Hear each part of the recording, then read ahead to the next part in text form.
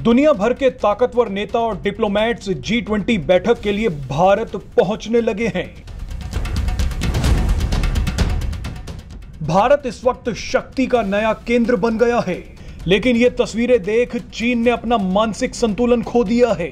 G20 बैठक से ठीक पहले चीन ने भारत के पड़ोसी देश नेपाल में बैठकर एक ऐसी हरकत की है जिसे देखकर आपका खून खौल जाएगा। नेपाल में चीन के राजदूत चेन सांग ने भारत के खिलाफ एक ऐसा बयान दिया है जिसने पूरी दुनिया को गुस्सा दिला दिया है। चीनी राजदूत चेन सांग ने कहा है कि यह नेपाल का दुर्भाग्य है कि भारत उसका पड़ोसी है।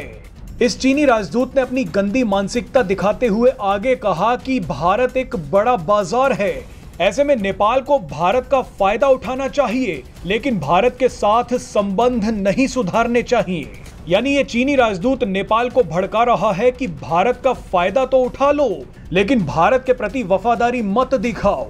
चीन के इस बयान के बाद नेपाल में भयंकर बवाल शुरू हो गया है और भारत सरकार भी गुस्से में आ गई है। भारत सरकार ने इस पूरे विवाद पर नेपाल की सरकार से जवाब मांगा है।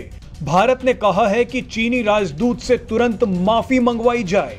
विवाद इतना बढ़ गया है कि खुद नेपाल के लोग और कई सांसद चीनी राजदूत के खिलाफ सड़कों पर उतर आए हैं। आप ये जानकर हैरान हो जाएंगे कि जब नेपाल के एक पूर्व मंत्री महेंद्र यादव ने चीनी राजदूत का विरोध किया तो उन पर जानलेवा हमला करवा दिया गया। उनकी गर्दन पर धारदार हथियार से वार किया गया। महेंद्र यादव ने कहा था कि चीनी राजदूत का बयान कूटनीतिक मर्यादा का उल्लंघन है। चीन के राजदूत को अपनी हद में रहकर बयान देना चाहिए था। अब आप ही देखिए कि नेपाल के एक बड़े नेता ने चीनी राजदूत का विरोध किया और भारत के समर्थन में बयान दिया तो उन पर हमला करवा दिया गया। इस हमले के पीछे कौन है, इसका अंदाजा आप लगा ही सकते हैं। वैसे आपको बता दें कि चीन के इस बयान के बाद एक चीज जरूर अच्छी हुई है। अब नेपाल के कई लोग चीनी दूतावास के सामने प्रदर्शन करने पहुंच गए हैं। इन लोगों के मन में चीन के खिलाफ जितना गुस्सा था वो अब निकाल रहे हैं।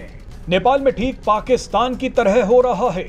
पाकिस्तान के लोग भी अब भारत की तारीफ कर रहे हैं और चीन पर अपना गुस्सा निकाल रहे हैं।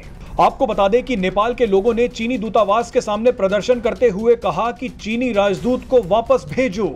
नारे लगाए गए कि हमारी संप्रभुता की रक्षा की जाए, हमें चीनी विस्तारवाद से बचाया जाए। प्रदर्शनकारियों ने यहां तक बोलना शुरू कर दिया कि चीन नेपाल को कर्ज के जाल में फंसा रहा है। नेपाल में शुरू हुए चीन के खिलाफ विरोध प्रदर्शन भारत के लिए एक बड़ा मौका हो सकते हैं। भारत इन प्रदर्शनों का कूटनीतिक स्तर पर चीन के खिलाफ इस्तेमाल कर सकता है। बहरहाल इस पूरे विवाद के बाद नेपाल की सरकार का बयान आया है। नेपाल के विदेश मंत्री ने कहा है कि हमारे लिए ये गर्व की बात है कि भारत हमारा पड़ोसी है। नेपाल भाग्यशाली है कि हमें भारत जैसा एक साथी मिला है। नेपाल जानता है कि अगर मामले को ठंडा नहीं किया तो लेने के देने पड़ जाएंगे।